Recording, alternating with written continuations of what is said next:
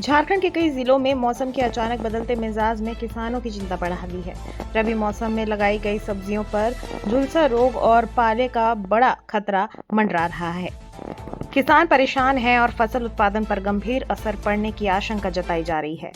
आलू लगी हुई है, लहसुन लगी हुई है, बंधा लगा हुआ है, फूल गोभी लगा हुआ है, अन्य बहुत सारे पालक उलग लगे हुए हैं। लेकिन इस ओस गिरने से इतना नुकसान है कि पाला मार देगा सारा, और ओस गिरने से सब जलना शुरू हो जाता है, जल के सब खराब हो जाती है।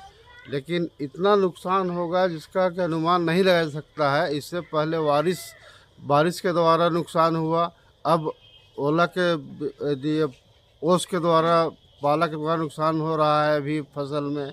इससे काफ़ी नुकसान हो रही है, और नुकसान को देखते हुए अब ऊपर वाले की मार को किसने बचाया है, कौन देख सकता है आगे क्या होगा।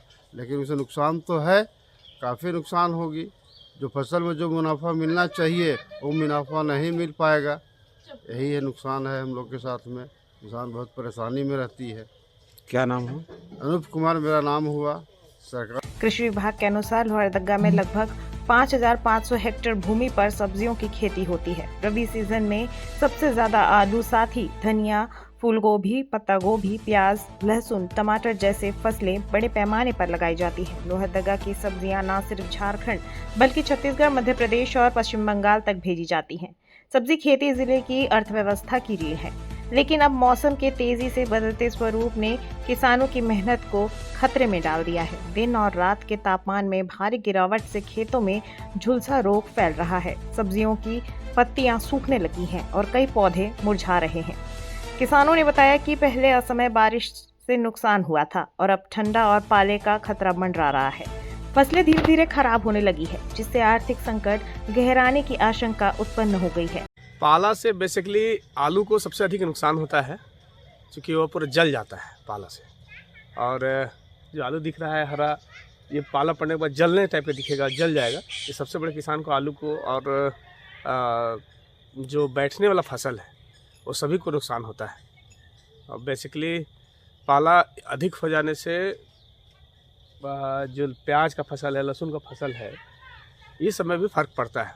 उसमें जलता है, जब पालक का मौसम ख़त्म होता है तो दिखता है जल जाने से, और कोई दवाई काम नहीं करता है उसमें, और किसान को भारी नुकसान होती है इससे।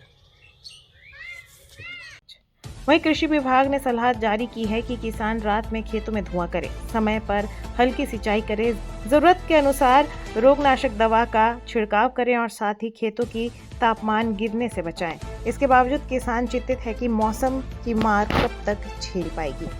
सही समय में हम अपने फसलों का सुरक्षा कर पाएँ और अच्छा उपज ले पाएँ। कौन कौन सी फसलों को अभी के मौसम में नुकसान पहुंच सकता है? ठंड से विशेषकर आपका आलू, टमाटर, गेहूँ नहीं, मिर्चा, बैगन, इन सारी चीज़ों को नुकसान होने की संभावना रहती है। विशेष रूप से आलू पे ही झुलसा का प्रकोप ज़्यादा होता है, इसीलिए किसान भाइयों को सतर्क रहने की आवश्यकता है। प्राथमिक तौर पर आप जैसा बता रही हैं, क्या करना चाहिए? सबसे पहले किसान क्या करें? सबसे पहले किसान को अपने खेतों की निगरानी करते रहना, जाते रहना है। सर्वप्रथम वे खेतों